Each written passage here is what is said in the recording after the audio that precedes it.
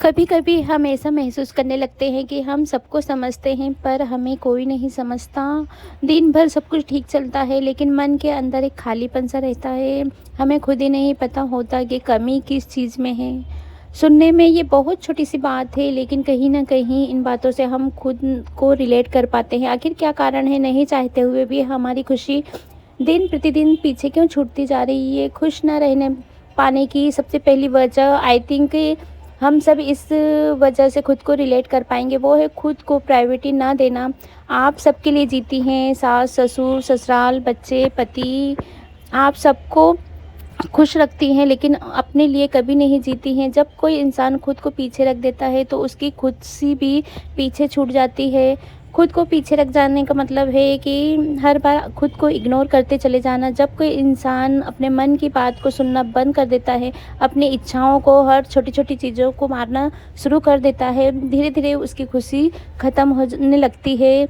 30 की उम्र हो, 40 की उम्र हो, 50 की उम्र हो, अपने मन की छोटी छोटी इच्छाओं को जीना शुरू करें। अपनी खुशियों के लिए थोड़ा समय निकालना शुरू करें। मैंने ये चीज़ें बहुत बार में सीखी है और शायद यही वजह है कि मेरी topic self improvement, help conscience इसी के इर्द गिर्द घूमती रहती है। हर किसी के लिए हर वक्त अवेलेबल रहना, किसी को किसी भी चीज़ के लिए मना नहीं करना। आप थके हो लेकिन जैसे ही किसी की आवाज़ आती है आपको उठना पड़ता है, क्योंकि आपने कभी मना करना या खुद के बारे में ये कहना नहीं सीखा कि मैं थकी हूँ, मैं थोड़ी देर बात कर लूँगी। आप थकी हो फिर भी काम करते जा रही हो, ये थकान नहीं, ये इमोशनल एक्सेस है।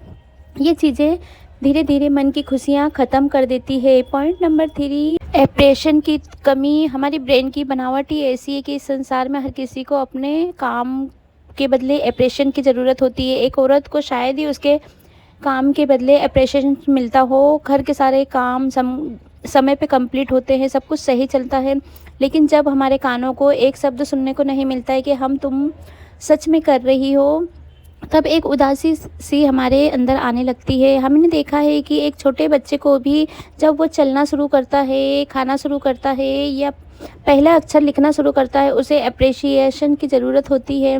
और जब हम अपने बच्चे को शाबाशी देते हैं तो वो और प्यार के साथ में और मेहनत के साथ में ख़त्म करने की कोशिश करने लगता है। एक इंसान को आगे बढ़ने के लिए हमेशा अप्रिसिएशन की ज़रूरत होती है, लेकिन जब बात औरतों की हो तो कई घर ऐसे हैं कि उनके काम के बदले उन्हें अप्रिशिएट नहीं किया जाता। हम किसी से ज़बरदस्ती कर भी नहीं सकते कि आओ मेरी तारीफ़ करो, मुझे एप्रिशिएट करो। इसका सिंपल सा उपाय है कि कोई भी आपकी तारीफ़ करे या ना करे, आपको खुद को अप्रिशिएट करना शुरू करें। खुद के बारे में 2-4 अच्छी बातें बोलना शुरू करें। हर किसी के सामने नहीं पर कम से कम अपने सामने। आज साइंस ने भी इसे प्रूव किया है। ये जो सेल्फ टॉक है हमारे इनर पावर को बढ़ाता है, हमारे मन को बहुत ही शक्तिशाली बना देते हैं। नंबर 4, खुद को कंपेयर करना। वो देखो कितनी स्मार्ट है, सारे काम को समय पर ख़त्म करती है, कितने अच्छे तरीके से घर को मैनेज करती है। कंप्रेमेज़न दुख का कारण होता है, मेंटली डिस्ट्रॉय कर देता है। बिल्कुल सीधी सी बात है, हर इंसान की लाइफ एक जैसी नहीं होती और ना ही उनकी बॉडी की कैपेसिटी एक जैसी होती है। बिल्कुल सीधी सी बात है, खुद को किसी से कंपेयर ना करें। नंबर 5, अपनी बॉडी की थकान को इग्नोर करना। कभी आयरन की कमी, कभी विटामिन की कमी, कभी नींद की कमी। बॉडी थकी हुई होती है, हमारी बॉडी को प्रॉपर देखभाल और विटामिन्स की ज़रूरत होती है। और जब हम किसी काम को सही तरीके से नहीं कर पाते तो खुद को आलसी समझने लगते हैं। मैं भी इनमें से एक थी, अपनी बॉडी की कमी को अपनी आलस समझने लगी थी। बाद में मैंने प्रॉपर चेकअप करवाई, विटामिन से और सब से एनर्जी बहुत अच्छी आ गई। तो बार बार इस बात को दोहराती हूँ, क्योंकि बार बार इस बात को इसलिए दोहराती हूँ कि हमारी बॉडी को कहीं ना कहीं एक प्रॉपर केयर की ज़रूरत होती है। और मैं कहीं ना कहीं चाहती हूँ कि जो हमारी वुमेंस हैं वो अपनी बॉडी को साल भर 6 महीने में एक बार चेकअप ज़रूर कराएं। अक्सर आपके शरीर में कुछ ना कुछ कैल्शियम की कमी या नकाई की कमी पाई ही जाती है। जब तक हम खुद की सुनने लगते हैं, अपने शरीर को समझने लगते हैं, अपनी खुशी खुद ब खुद अपने पास आ जाती है। नंबर 6, अपनी भावनाओं को दबा लेना। मन ही मन किसी बात को लेकर लगातार घुटते जाना, पास्ट की बुरी आदतों को हमेशा याद करके घुटते जाना, जो बात बीत गई वो कितनी भी बुरी थी उन्हें हमेशा भूलने की कोशिश करें।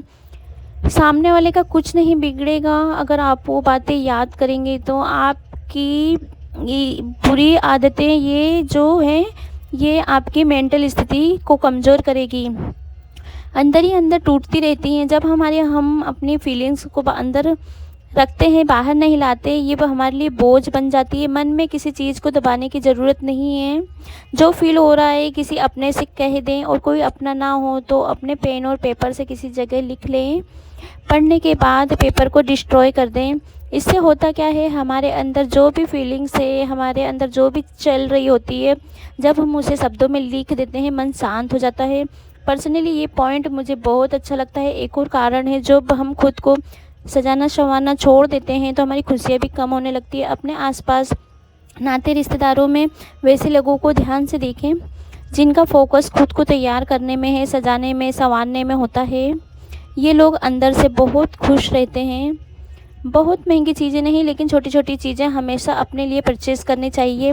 सुनने में बहुत छोटी बात है, लेकिन जब हम अपने इस बॉडी का ख्याल रखने लगते हैं, हमारी खुशी धीरे धीरे लौटने लगती है। खासकर जब हम खुद को सजाते हैं, संवारते हैं, आईने के सामने खड़े होते हैं, खुद से प्यार हो जाता है। बहुत छोटे छोटे से मगर बहुत इंपॉर्टेंट पॉइंट मैंने आज की वीडियो में आपके साथ शेयर किए हैं।